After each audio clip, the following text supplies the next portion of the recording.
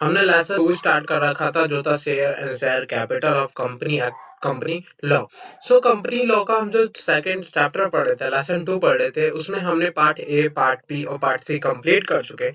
आज से हम स्टार्ट करेंगे पार्ट डी, जो alternatives of alternative in share capital, buyback and reduction of share capital की बात करेंगे। स्टार्ट करने से पहले अगर आपने इस चैनल को अभी तक सब्सक्राइब नहीं करा, सो प्लीज सब्सक्राइब कर ले, जिससे आपको रेगुलर वीडियो मिलती रहे टाइम टू टाइम। नाउ आज का टॉपिक जो सबसे पहले हमारा स्टार्ट होगा वो है alternation of share capital. Alternation of share capital. बात करते हैं, जब मेमोरेंडम ऑफ एसोसिएशन बनाते हैं तो उसमें से एक क्लोज जो होता है वो होता है कैपिटल क्लोज, वो होता है कैपिटल क्लोज। अब क्या है कि जो हमने कैपिटल उसमें लिखा हुआ है, ये तो है नहीं कि वो कैपिटल हरदम के लिए वही रहेगा, ये तो है नहीं कि वो हरदम के लिए वही रहेगा, जितना अमाउंट कैपिटल में लिखा रहेगा वही रहेगा, नहीं। ऐसा हम क्या करते हैं कि जब हमें आगे जरूरत पड़ती है कि कैपिटल और चाहिए, हमें कैपिटल और चाहिए, तो हम उसे इंक्रीज अल्टर कर सकते हैं, इसका मतलब चेंजेस कर सकते हैं, चेंजेस कर सकते हैं। सो वही बताया गया है कि जब भी अल्टरनेशन करना होता है कैपिटल क्लोज में, जो मेमोरेंडम ऑफ एसोसिएशन में दिया होता है, तो हमें section 61 of company act 2030 comply करना पड़ता है। सो बात करते हैं सेक्शन 61 बोलता क्या है। So according to section 61 of the company act 2013 provide that the limited company having the share capital में is authorise by article of association. सबसे पहले क्या काम होना चाहिए, ऑथराइज होना चाहिए आर्टिकल ऑफ एसोसिएशन से कि हम अल्टरनेशन कर सके अपने शेयर कैपिटल को।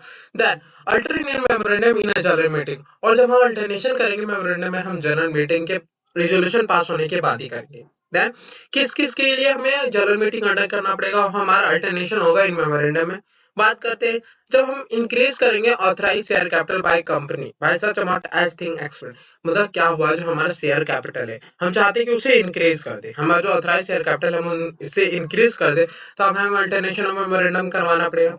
Consolidate and divide all or any of existing shares into a large denominator that of in existing by consolidating that, example दिया हुआ है, by consolidate the shares of 10 each into 1 shares of रिस 100। इसमें क्या बताया गया है, कंसोलिडेट कर दे या फिर डिवाइड कर दे, जितने भी हमारे शेयर्स पूरे के पूरे या फिर कोई एक शेयर जो हमारा है उसे हम इकट्ठा कर दे, कंसोलिडेट कर दे। जैसे यहाँ पर एग्जांपल दिया है कि 10 शेयर्स जो 10-10 रुपए की जिनकी वैल्यू है, उन्हें एक शेयर से बना के हमने 100 रुपए का एक शेयर कर दिया, तो यहाँ क्या हो गया, कंसोलिडेट हो गया। ये हो गया अल्टरनेशन ऑफ शेयर कैपिटल। यहाँ पे convert all or any of the fully paid shares into stock, into stock. इन्होंने कहा कि जितने भी हमारे शेयर्स है, जितने भी फुल्ली पेड अप शेयर्स है, हमें उन्हें स्टॉक में कन्वर्ट कर लेना चाहिए, या फिर जितने भी स्टॉक है उन्हें फुल्ली पेड अप शेयर्स में कन्वर्ट करा जा सकता है, उसे भी अल्टरनेटर ऑफ शेयर्स कहा जाता है। Subdivide existing shares or any of them into shares of smaller amount than is fixed by the memorandum। उन्होंने कहा कि जितने भी हमारे शेयर्स है, जितने भी एग्जिस्टिंग शेयर्स हैं, उन्हें हम सब डिवाइड, इसका मतलब छोटे छोटे टुकड़ों में बांट दिया जाए। जैसे अगर 100 शेयर्स 10 रुपए का शेयर से मान लिया जाए, तो उन्हें हम 2-2 रुपए के 5 शेयर्स कर सकते हैं, सब डिवाइड कर सकते हैं, जितने छोटे अमाउंट से कर सकते हैं। कैंसल शेयर्स, जितने भी अनसब्सक्राइब शेयर्स, जितने भी अनसब्सक्राइब्ड शेयर्स हैं उन्हें कैंसिल कर दे, उन्हें भी, उसे भी हम क्या कहते हैं, अल्टरनेशन ऑफ कैपिटल कहते हैं, अल्टरनेशन ऑफ कैपिटल कहते हैं ना। However, such cancellation of shares will not due to a reduction of share capital within the meaning of section 66 of the Company Act 2013। अब क्या हुआ कि एग्जाम में ऐसा बहुत बार आ चुका है कि इन्होंने डिफरेंस पूछा, रिडक्शन और अल्टरनेशन ऑफ शेयर कैपिटल में डिफरेंस क्या है। तो हम ये ध्यान देंगे कि कैंसिलेशन, जितने भी शेयर कैंसिलेशन कर रहे हैं वो कभी भी रिडक्शन ऑफ शेयर्स नहीं कहलाता, according to section 66 of the company, जो यहाँ पे अनसब्सक्राइब शेयर कैपिटल कर रहे हैं उसे बोला गया। सो ये दोनों बहुत अंतर है। तो अभी हमने क्या पढ़ा, अल्टरनेशन ऑफ शेयर कैपिटल, अभी हम रिडक्शन ऑफ शेयर कैपिटल पढ़ेंगे, तो आपको समझ आएगा क्या फर्क है इन दोनों के बीच में। अब बात करते हैं कि according to section 64 subsection 1 state that when a company altered its shares capital in any manner specified subsection 1 of section 61 या फिर order made by government under subsection 4 and subsection 6 of section 62 has to affect increase the share capital of a company, or a company redeem any of the redeemable preference shares, the company shall file a notice, उन्हें notice file करना पड़ेगा prescribe form with registrar within period of 30 day. और जो prescribe form है वो है according to rule of the company share capital and debenture rule 2014 बताया गया है कि अगर कोई भी कंपनी अल्टरनेशन कर रही है, कोई भी ऑर्डर गवर्नमेंट द्वारा बनाया गया है under subsection 4 subsection 6 of section 62 या फिर कोई भी रिडीम कर रही है रिडीमेबल प्रेफरेंसेस, तो उसे नोटिस फाइल करना पड़ेगा, नोटिस फाइल करना पड़ेगा रजिस्ट्रार विद इन 50 ऑफ, है ना, विद इन 30 डे अल्टरनेशन और रिडक्शन ऑफ प्रेफरेंसेस ना।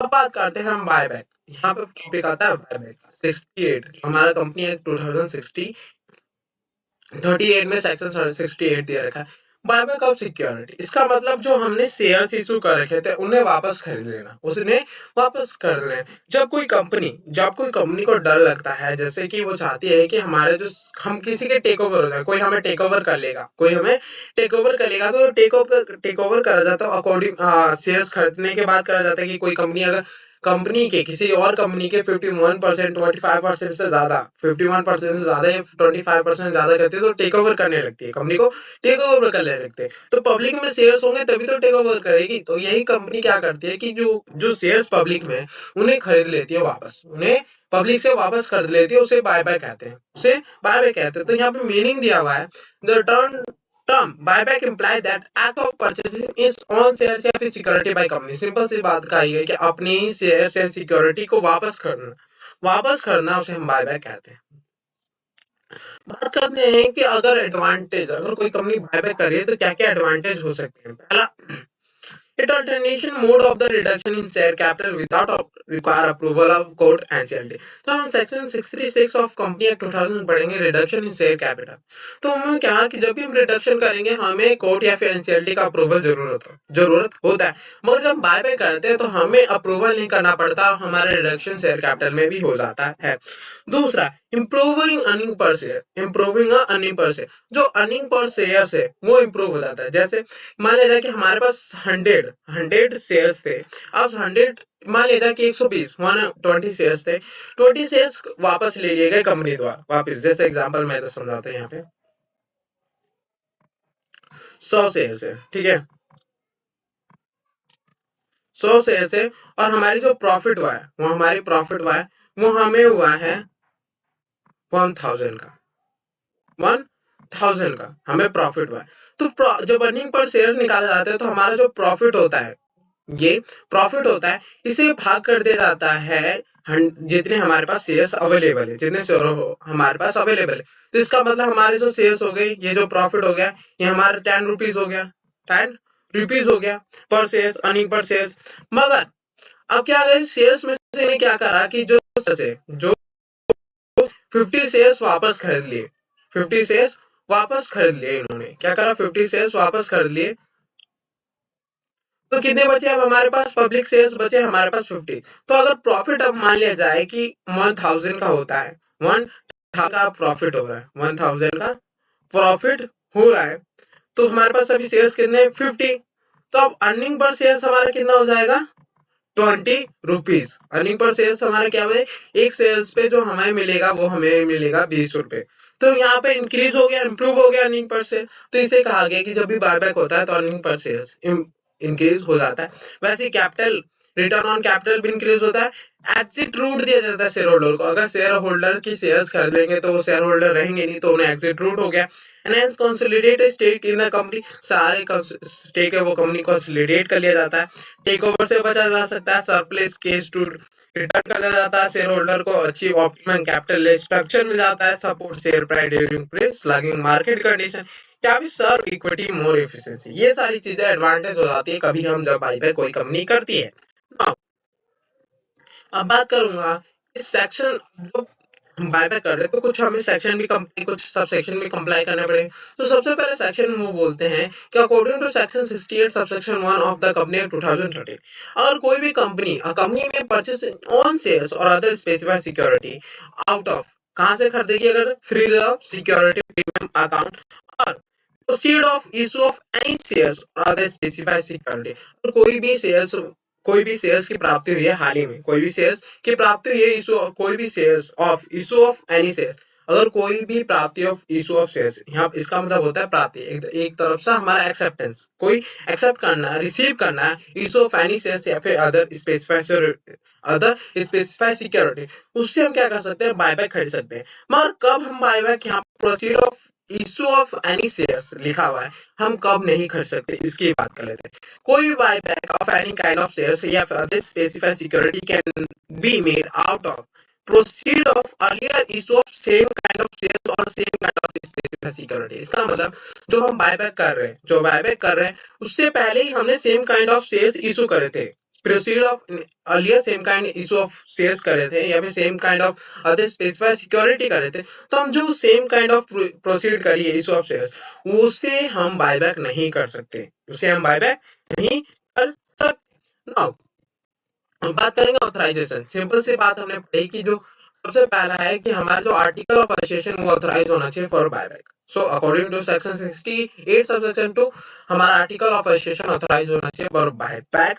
और अगर buyback can be made without the with approval of the board of director at board meeting or by special resolution passed by shareholder in general meeting depending on the quantum of sale। और हमारा जो buyback है वो approval होना चाहिए board of director से या फिर bye special resolution by the share holder in the general meeting. ये डिपेंड करता है क्वांटे पे। अब कब हम शेयर होल्डर और बोर्ड ऑफ डायरेक्टर से हमें अप्रूवल लेना होता है इसकी बात करते हैं। तो अकॉर्डिंग टू सेक्शन 68 ये बताया गया अगर बोर्ड ऑफ डायरेक्टर की हमें अप्रूवल चाहिए रहती है जब हम 10% of paid up share capital and free reserve of the company authorised buyback of means special pass. अगर हमारा मान लिया जाए कि पेड अप शेयर कैपिटल और फ्री रिजर्व इन दोनों को जोड़ के हमारा जो बायबैक कर रहे हैं उसका 10%, इनका 10% तक कर रहे हैं, 10% तक कर रहे हैं, तो हमें बोर्ड ऑफ डायरेक्टर की केवल अप्रूवल चाहिए, बोर्ड ऑफ डायरेक्टर की अप्रूवल चाहिए। मगर वहीं पे अगर हम 25% कर रहे हैं किसका, total paid up share capital and plus कर देंगे फ्री रिजर्व को, तो हमें शेयर होल्डर की भी अप्रूवल की जरूरत होगी। स्पेशल रिजोल्यूशन, जब भी हम स्पेशल रिजोल्यूशन पास करेंगे तो एक्सप्लेमेंटरी स्टेटमेंट होनी चाहिए अकॉर्डिंग टू सेक्शन 68 सबसेक्शन। अब बात करेंगे कुछ रूल की, so company share capital explanatory statement में ये सारी चीजें होनी चाहिए, ये आप अपने आप भी पढ़ लेंगे, कोई प्रॉब्लम नहीं होगी इसमें।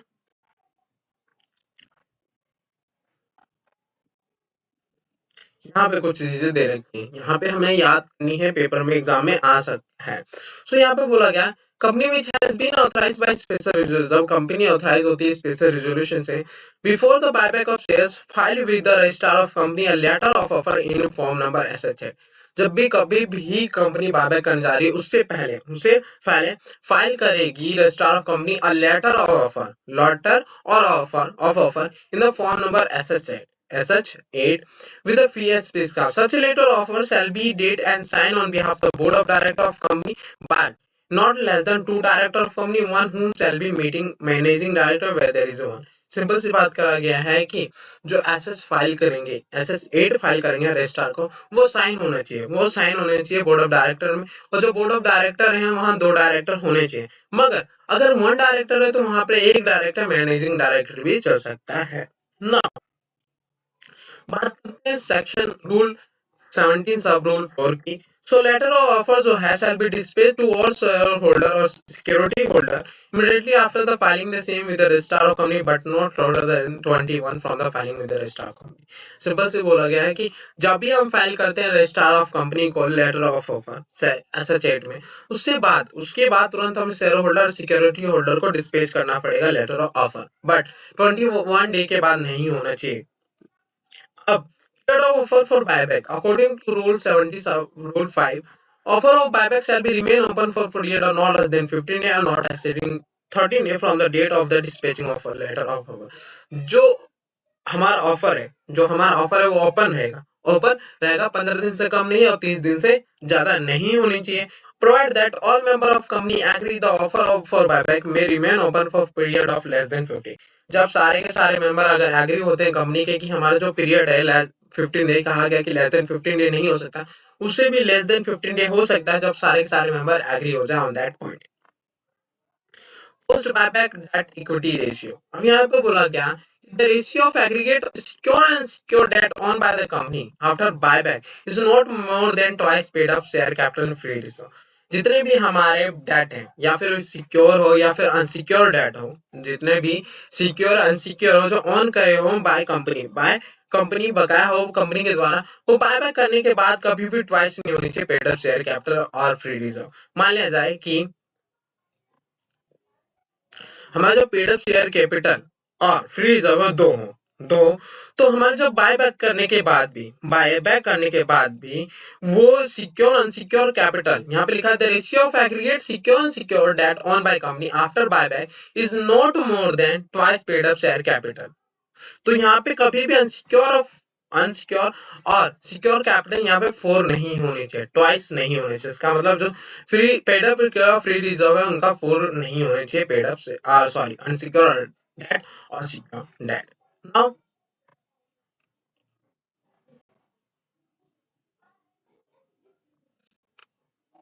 बात करेंगे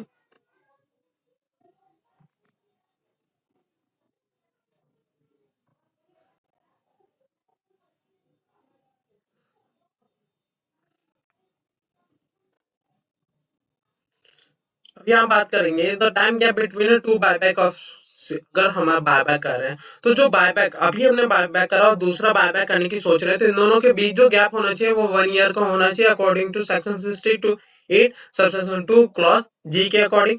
और time limit for completion of buyback, और जो कंप्लीशन पूरा का पूरा कंप्लीट जो हो जाना चाहिए बायबैक 1 ईयर के अंदर हो जाना चाहिए from the passing of resolution. अब मेथड ऑफ बायबैक, तो बायबैक होगा हमारा, बायबैक करा जाएगा वो 3, मतलब हम बायबैक करेंगे तो कहाँ कहाँ से शेयर्स हम अपने खरीदेंगे इसकी बात करने जा रही है। So from the existing share holder या फिर security holder on the proportionate basis, हमारा एग्जिस्टिंग शेयर होल्डर है कंपनी के सिक्योरिटी होल्डर है, उनसे हम खरीद सकते हैं शेयर्स, या फिर फ्रॉम द ओपन मार्केट खरीदा जा सकता है, या फिर purchase of security issue to employ of the company person to scheme stock और स्टॉक ऑप्शन या फिर स्वेट इक्विटी। जितनी भी हम स्वेट इक्विटी शेयर्स और स्टॉक ऑप्शन हमने एम्प्लॉय को दिया उनसे भी हम शेयर्स वापस खरीद सकते हैं, बायबैक करा जा सकता है। नाउ जब भी हम बायबैक करते हैं filing and declaration of solvency with SEBI और ऐसे, जब भी हम बायबैक कर सकते हैं तो बायबैक करने से पहले हमें फाइल करना पड़ता है रजिस्ट्रार और security exchange of board of India और डिक्लेरेशन ऑफ सॉल्वेंसी। क्या करना पड़ता है? Declaration of solvency in a form number SH9 and the verify by affidavit. और जो हम SH9 declaration of solvency file करेंगे वो वेरीफाई होना चाहिए डेबिट के द्वारा। तो जितने भी हम शेयर्स बायबैक करते हैं एक्सटिंग्विश, मतलब उनको खत्म कर देना, जितने भी सर्टिफिकेट है उन्हें खत्म कर देना होता है। तो जब भी हम सिक्योरिटी बायबैक करते हैं तो जितने भी फिजिकल सर्टिफिकेट हम बायबैक में लेते हैं सबको विद इन 7 डे के अंदर कंप्लीट एक्सटिंग्विश करना दिया होता था बायबैक होते ही ना। Provision of further issue of shares, और जो हम बायबैक करें वही शेयर्स हम दोबारा इशू नहीं कर सकते अकॉर्डिंग टू सेक्शन 68 सबसेक्शन 8। यहाँ पे लिखा हुआ है when company complete a buyback its shares or other specified security shall not make a further issue of same kind of shares simple or other security including allotment new shares under clause A of subsection 1 or clause 6(2) or other specified security within a period of 6 months, within a period of 6 month के अंदर हम नहीं कर सकते by way of bonus except, मगर bonus issue कर सकते हैं या फिर डिस्चार्ज कर सकते हैं कोई भी subsisting obligation such as the conversion of foreign stock option scheme sweat equity conversion और प्रेफरेंस शेयर्स और डिवेंचर इनटू इक्विटी, मगर ये सारी चीजें करी जा सकती हैं विद इन 6 मंथ। सिंपल। हमने अब बात करेंगे भी हमारा शेयर्स कंप्लीट हो जाता है, जब भी हम बायबैक कर लेते हैं हम कैंसिल कर देते हैं शेयर्स को।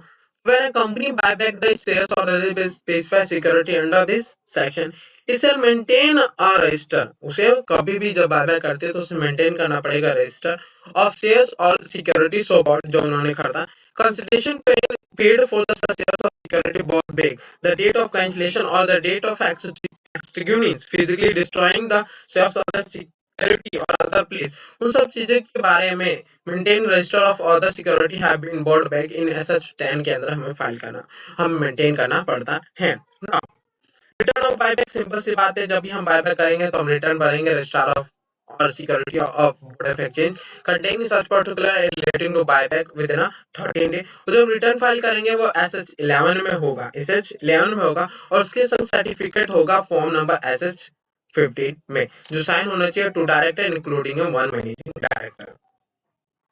बात करते हैं पनिशमेंट की, अगर कभी भी गलती करी जाती है फॉर द बायबैक, कभी भी गलती करते हैं हम सेक्शन 68 को कंप्लाई करने में, तो कंपनी होगी वो पनिशेबल होगी not less than 1 lakh rupees, miss में 10 to 3 lakh rupees and every officer उनको इम्प्रिजमेंट हो सकती है 3 ईयर तक की, और उन्हें लायबल होंगे for the fine 1 lakh which makes 10 to 3 lakh rupees. बात करते हैं transfer to an application of capital reduction reserve account.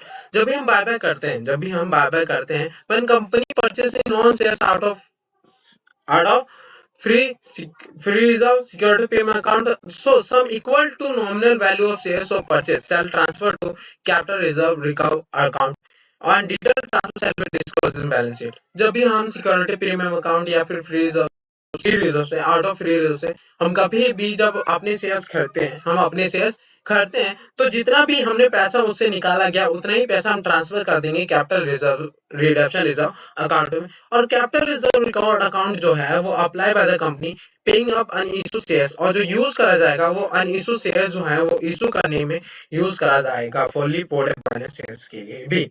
अब तो हम कब हमें कहा गया कि हम अपने शेयर्स बायबैक नहीं कर सकते। So no company shall directly और indirectly purchase own shares of the specified security through any subsidy, उनकी सब्सिडी या फिर इंक्लूडिंग ऑन सब्सिडी, या फिर कोई भी इन्वेस्टमेंट या फिर ग्रुप ऑफ इन्वेस्टमेंट कंपनी, या फिर अगर कोई कंपनी डिफॉल्ट करे in company repayment of deposit except other before after of the commissioner of this act, या फिर इंटरेस्ट पेमेंट नहीं कर पाए उसके ऊपर, या फिर रिडक्शन ऑफ डिवेंचर या फिर preference shares, payment of dividend to any share holder, repayment of any term loan या फिर interest payable thereon any financial banking company. तो अगर ये सब चीजें नहीं कर पाती है तो कंपनी बायबैक नहीं कर सकती। मगर कब कर सकते हैं? जब 3 साल बीत जाए, ये सारी गलती होने के बाद 3 साल बीत जाए तो कोई भी कंपनी बायबैक कर सकती है, या फिर कोई भी company directly indirectly purchase own shares specified security in case of has not comply with the provision of section 92 जो एनुअल रिटर्न फाइल करते हैं वो, या फिर declaration of dividend according to section 23, या फिर पनिशमेंट फॉर डिस्ट्रीब्यूटेड डिविडेंड, या फिर सेक्शन 129 को कंप्लाई करने में कोई भी प्रॉब्लम करती है, डिफॉल्ट करती है, बायबैक नहीं कर सकते। सो आज के लिए इतना ही काफी। नेक्स्ट वीडियो में रिडक्शन ऑफ कैपिटल पढ़ेंगे, ये बहुत बड़ा पोर्शन है और बहुत मेन टॉपिक है, तो इसे अच्छे से पढ़ेंगे। आज के लिए इतना ही काफी, मिलते हैं नेक्स्ट वीडियो में। Thank you so much for watching this video.